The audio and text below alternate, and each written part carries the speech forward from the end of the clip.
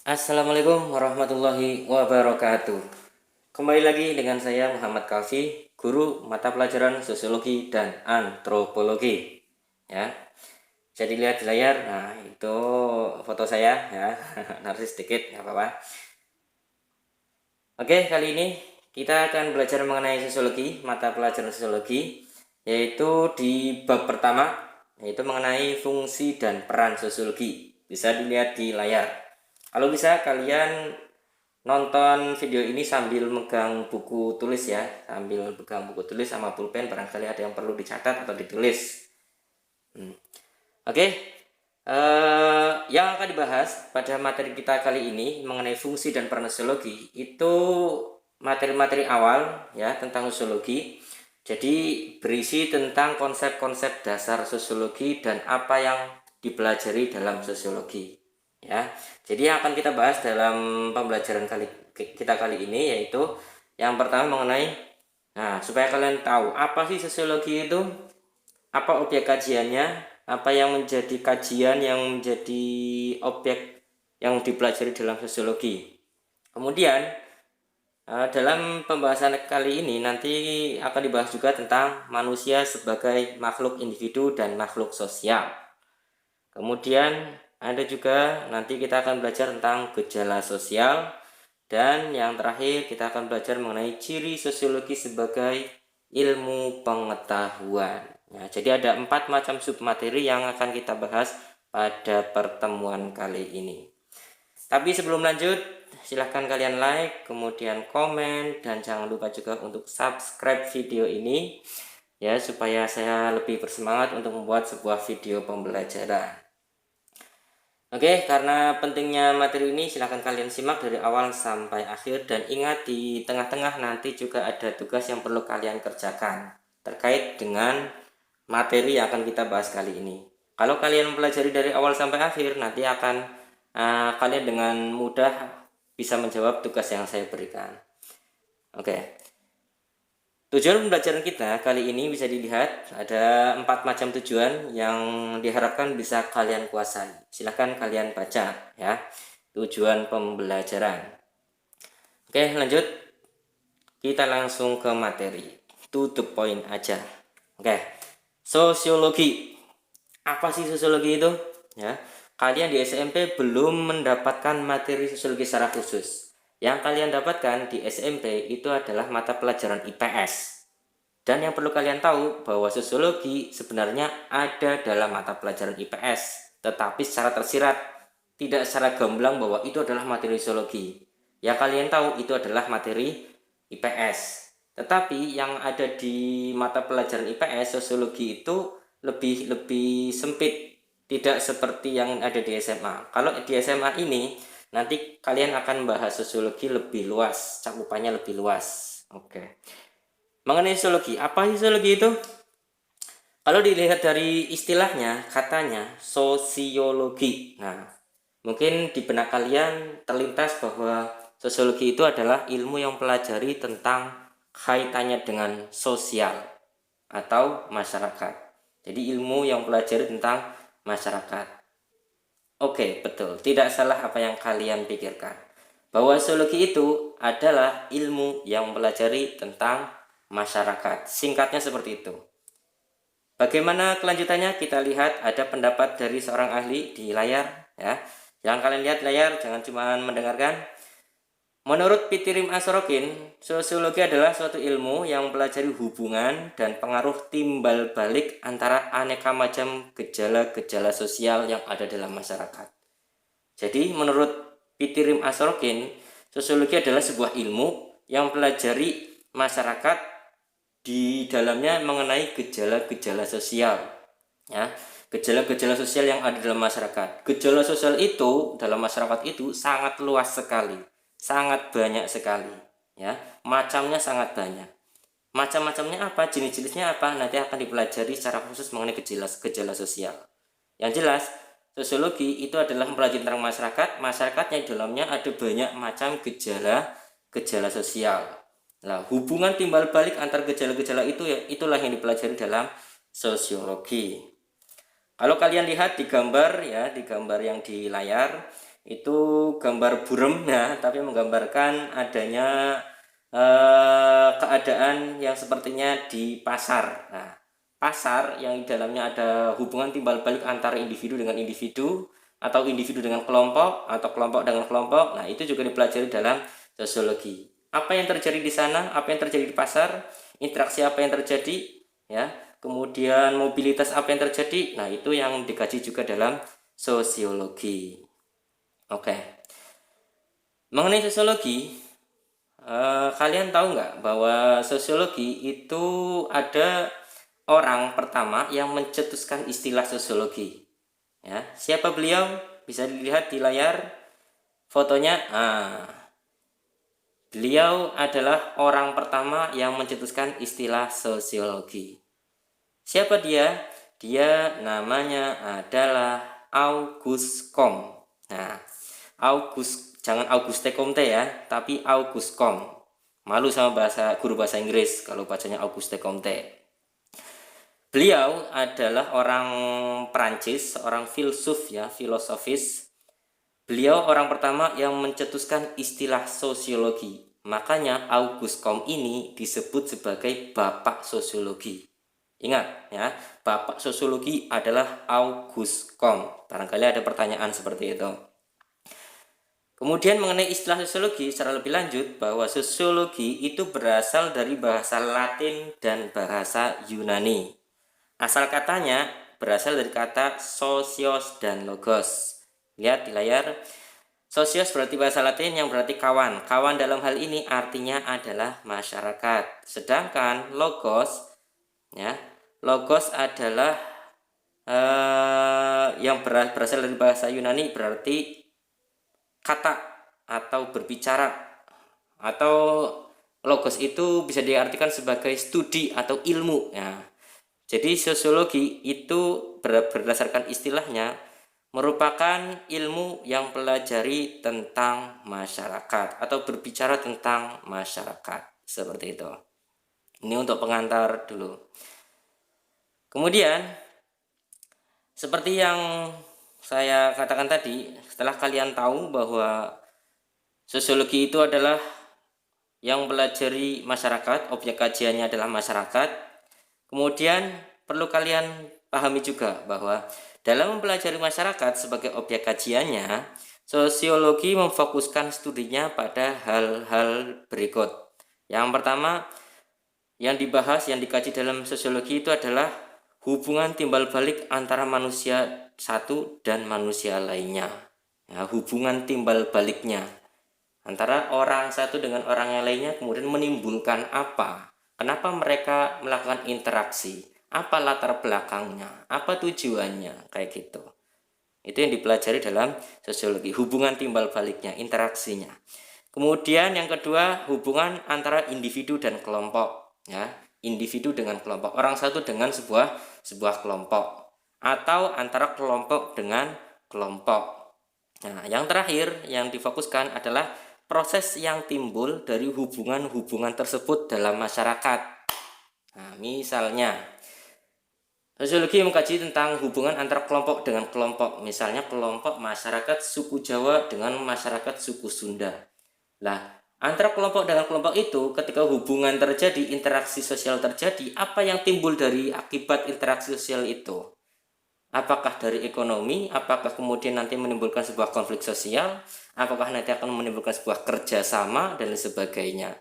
Jadi yang dipelajari dalam sosiologi tidak hanya interaksinya saja, tapi dampaknya, efeknya, apa yang timbul dari hubungan-hubungan antar masyarakat itu atau antar kelompok itu, gitu. Bisa dipahami ya.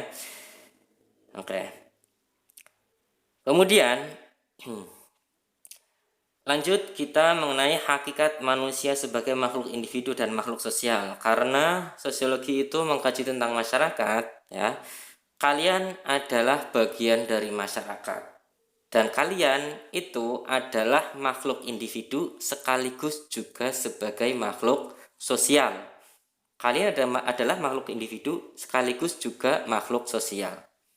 Artinya apa? Bisa dilihat di layar.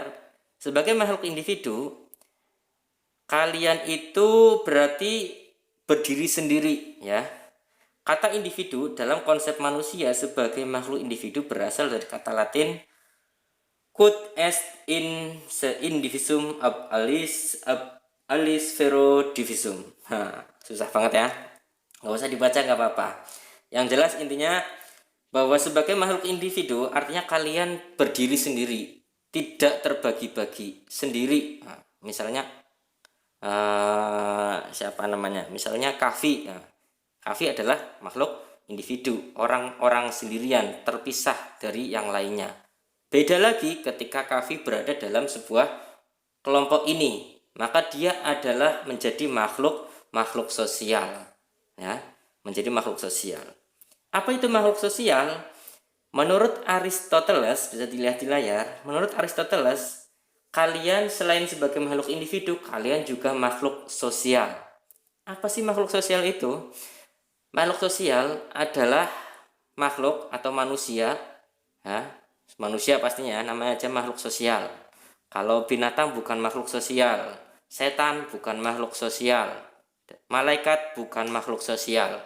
Makhluk sosial ya manusia, ya, manusia yang kaitannya dengan manusia. Manusia itu tidak bisa hidup tanpa bantuan orang lain. Ya, itu makhluk sosial. Secara kodratnya kalian adalah selain makhluk individu, kalian juga adalah makhluk sosial. Artinya sebagai makhluk sosial kalian tidak bisa hidup tanpa bantuan orang lain. Kalian senantiasa membutuhkan bantuan orang lain. Jadi jangan sombong ya. Meskipun kalian mungkin kaya, meskipun kalian mungkin anaknya pejabat, anaknya anggota DPR dan sebagainya, tetapi setinggi apapun status kalian, kalian tetap membutuhkan bantuan orang lain. Karena kalian adalah makhluk sosial, bukan hanya makhluk individu. Sebagai makhluk sosial pasti membutuhkan bantuan orang lain. Gitu. Jadi manusia adalah makhluk individu sekaligus juga makhluk sosial. Coba dibayangkan, bisa dilihat di layar. Ketika kalian diibaratkan seperti di gambar yang berwarna hitam ya, kemudian orang lain adalah yang berwarna merah. Sedangkan posisi kalian itu adalah orang kaya misalnya, orang yang punya segalanya, uangnya banyak sekali, dunianya banyak sekali, materinya berlimpah. Sebut saja misalnya kalian kenal mungkin siapa di gambar itu? Orang terkaya sekarang nomor 2 di dunia, hartanya triliun, hartanya ribuan triliun. Nah, dia adalah pemilik Microsoft, namanya Bill Gates ya, orang yang sangat kaya sekali. Kemudian ada juga yang di layar, siapa itu?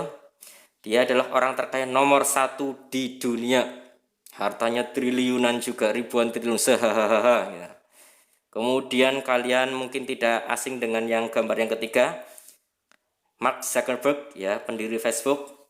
Dia juga masuk jajaran orang terkaya di dunia. Beliau, orang-orang kaya ini juga makhluk sosial, tidak hanya makhluk individu.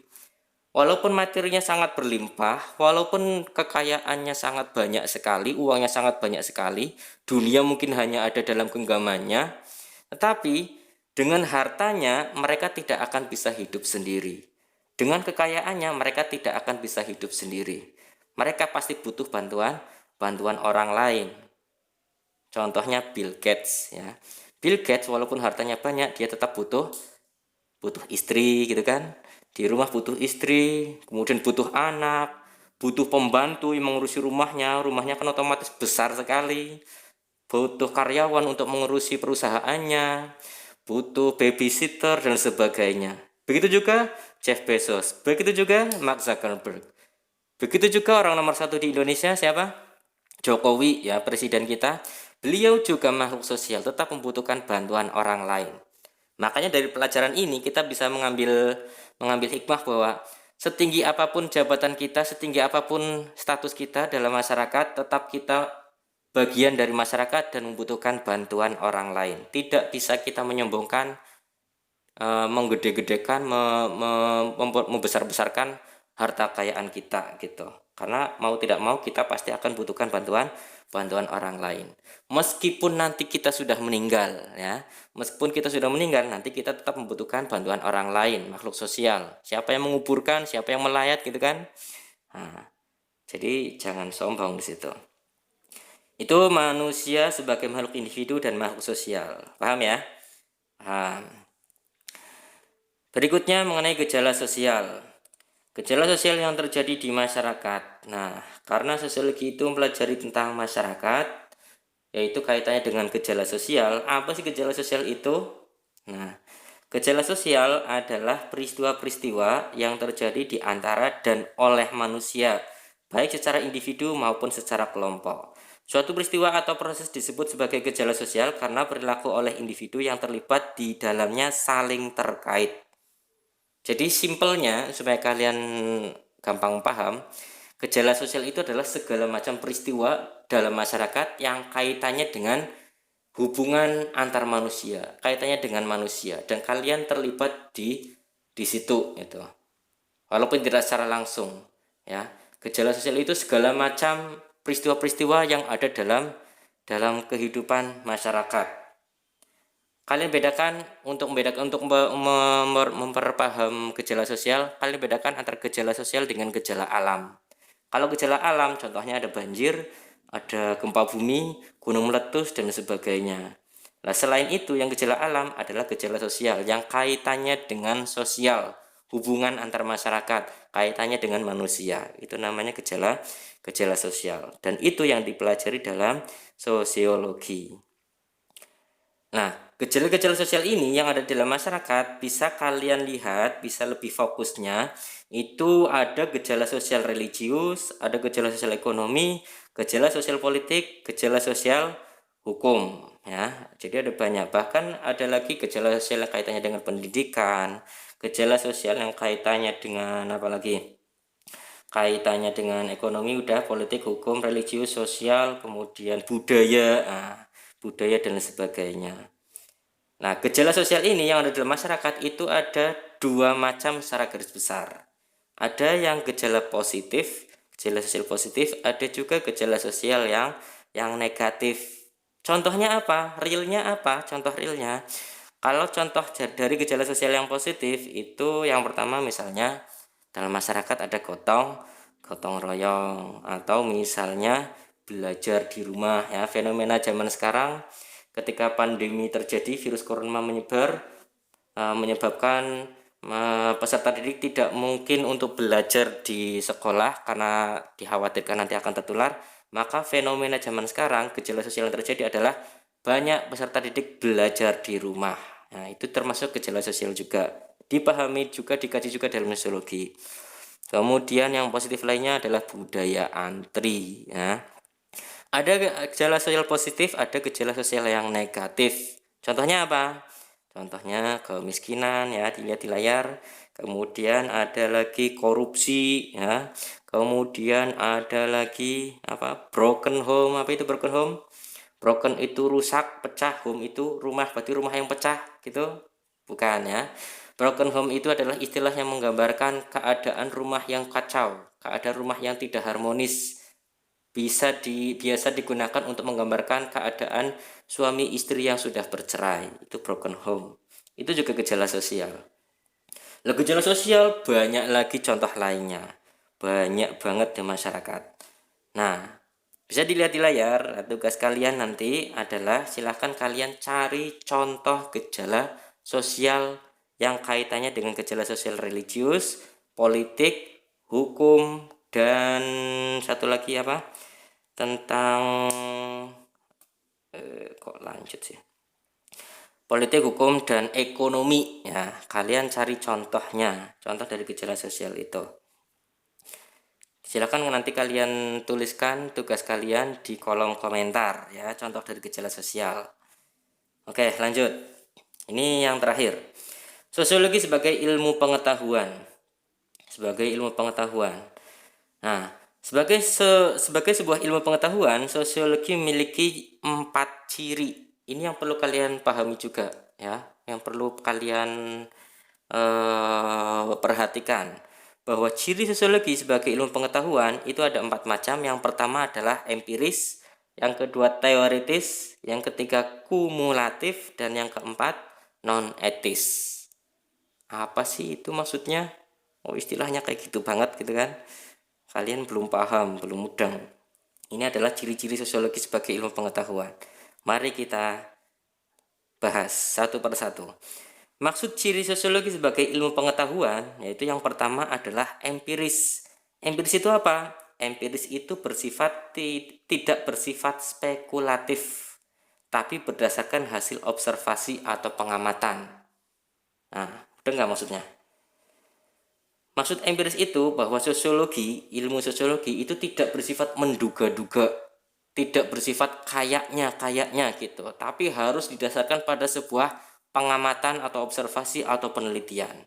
Karena objek kajian sosiologi itu adalah masyarakat, maka dalam mengkaji masyarakat, sosiologi tidak menduga-duga masyarakat itu, masyarakat itu gini, hanya didasarkan pada anggapan saja, hanya didasarkan pada spekulasi saja. Oh, masyarakat X itu kayak gini. Kenapa? Oh, kayaknya kayak gini kok. Enggak. Harus didasarkan pada sebuah penelitian supaya lebih valid gitu. Tidak berdasarkan sebuah anggapan-anggapan yang spekulatif. Itu empiris ya. Jadi harus didasarkan pada sebuah hasil pengamatan, tidak hanya menduga-duga saja. Kenapa masyarakat ini seperti ini? Kenapa nilai normanya seperti ini sedangkan masyarakat lain berbeda? Jadi tidak hanya dengan dugaan-dugaan saja, tapi harus dikaji dengan penelitian. Itu empiris artinya. Kemudian yang kedua, teoritis. Teoritis itu berusaha menyusun abstraksi dari hasil observasi. Nah, dari empiris itu yang hasil pengamatan, kemudian hasil pengamatannya mengenai masyarakat, hasil penelitiannya, kemudian diabstraksikan. Abstraksi di sini maksudnya adalah dibentuk menjadi sebuah konsep atau sebuah teori. Nah, makanya disebut sebagai teoritis. Oh, masyarakat ini dari hasil penelitian ternyata masyarakat ini memiliki nilai yang sangat religius. Nilai norma yang berkembang di masyarakat ini adalah nilai norma yang religius. Sedangkan masyarakat yang lainnya, masyarakat ini berbeda dengan masyarakat yang religius tadi. Kalau masyarakat yang lainnya mungkin ada yang bersifat nasionalis atau tidak religius kayak gitu misalnya. Itu teoritis ya. Dari penelitian itu menghasilkan sebuah konsep-konsep yang kemudian konsep itu menjadi sebuah teori ya, teori yang dipelajari dalam sosiologi. Mudah ya? Kalau ada pertanyaan nanti bisa ditanyakan di WA atau di kolom komentar boleh. Kemudian yang ketiga, ciri sosiologi sebagai ilmu pengetahuan adalah kumulatif. Nah, kumulatif itu artinya teori-teori sosiologi yang dibentuk berdasarkan teori-teori yang sudah ada sebelumnya dalam arti memperbaiki, memperluas, dan memperhalus teori lama. Maksudnya gini, masyarakat itu kan dinamis, masyarakat itu kan selalu berubah-ubah dan berkembang. Nah, karena perubahan itu, maka kajian masyarakat yang terdahulu, masyarakat yang zaman mien ya, masyarakat zaman dulu itu tidak relevan lagi dengan kondisi masyarakat sekarang, gitu kan? Misalnya ada penelitian tentang masyarakat A misalnya, tetapi penelitiannya dilakukan udah puluhan tahun yang lalu, dan itu hasil penelitian tentang masyarakat itu dengan kondisi zaman sekarang sudah tidak relevan, sudah tidak cocok. Kenapa? Karena masyarakatnya sudah berkembang, sudah berubah. Makanya perlu dilakukan penelitian ulang atau penelitian lagi. Apakah masyarakat masyarakat A itu diteliti kemudian masih tetap seperti dulu atau sudah berubah. Lah, maksudnya kumulatif itu adalah hasil penelitian yang dilakukan itu, hasilnya nanti akan memperluas atau melengkapi teori-teori yang sudah ada zaman dulu, yang dulunya sudah nggak berlaku, kemudian dilakukan penelitian lagi. Lah, hasil penelitian itu digunakan untuk memperbaiki teori lama atau memperluas atau menambahnya gitu. Karena masyarakat bersifat dinamis, selalu berkembang. Itu artinya kumulatif seperti itu.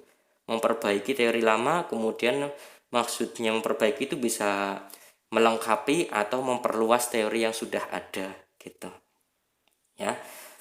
Kumulatif. Baru yang terakhir, sosiologi bersifat non etis. Nah, non etis itu bagaimana? Non etis itu maksudnya sosiologi dalam mempelajari masyarakat tidak mempersoalkan baik buruk suatu fakta. Baik buruknya suatu masyarakat tidak menjadi permasalahan dalam sosiologi. Tapi fokus dalam sosiologi itu adalah menganalisanya, mengkajinya saja. Contoh, misalnya kehidupan prostitusi ya, kehidupan prostitusi yang marak di kalangan masyarakat kota. Nah, tujuan sosiologi itu hanya meneliti saja, meneliti kehidupan prostitusi yang ada di masyarakat lingkungan kota. Tidak menilai bahwa masyarakat kota itu jelek sekali. Kenapa? Karena di sana ada banyak pelacur misalnya, karena banyak prostitusi misalnya. Sosiologi tidak seperti itu. Sosiologi itu tidak mengkaji benar atau salahnya masyarakat, baik atau buruknya masyarakat, tetapi mempelajari masyarakat apa adanya, ya, apa adanya, entah baik entah buruk, itu yang dipelajari dalam sosiologi, ya, yang dikaji sosiologi. Tidak mengenal baik buruknya suatu fakta, ya, tidak mempersoalkan, tapi fokusnya adalah dipelajari saja, dikaji saja. Hasilnya seperti apa? Nah, itu yang apa namanya? Hasil penelitian yang kemudian akan dikemukakan kemudian gitu.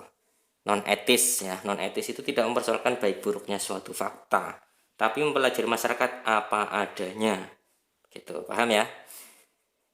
Oke, berikutnya ternyata sudah berakhir materi kita kali ini ya. Karena cukup panjang dari awal sampai akhir, barangkali ada pertanyaan boleh dicantumkan di komentar atau hubungi saya di nomor WA ya. Nomor WA-nya mungkin nanti akan ada di deskripsi ya, kalau di sini nggak ada. Dari awal sampai akhir barangkali ada salah atau apa yang menyinggung perasaan, saya mohon maaf, atau materinya kurang lengkap, kurang jelas, saya juga mohon maaf. Pokoknya terima kasih atas perhatiannya. Ada satu kalimat yang perlu kalian pegang, bahwa dalam hidup ini apapun yang terjadi, hidup ini indah. Hadapi selalu dengan senyum dan tetap semangat. Terima kasih. Assalamualaikum warahmatullahi wabarakatuh.